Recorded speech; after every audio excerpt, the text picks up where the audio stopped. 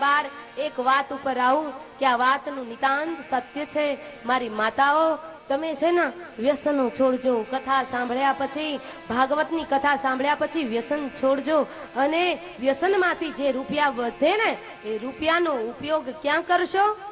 ફેશનમાં નહીં, બ્યુટી પાર્લરમાં નહીં, ફેશનેબલ બ્લાઉઝ સીવડાવવામાં નહીં, અંબોડા વળાવવામાં નહીં।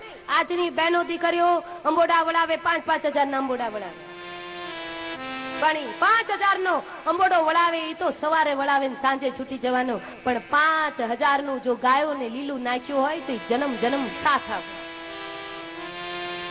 પુણ્યના આપણે ભાગીદાર બનીએ। મેરે ભાઈ બહેન, વ્યસનમાંથી જે રૂપિયો વધે ને એનો તમે ટાર્ગેટ કાઢો ને તો એ રૂપિયો ભેગો કરી તમારી ગૌશાળા જે કઈ હોય, જે કઈ આજુબાજુનું પુણ્યદાન થતું હોય એમાં સદુપયોગ કરો ને તો મેરે ભાઈ બહેન એ સદુપયોગ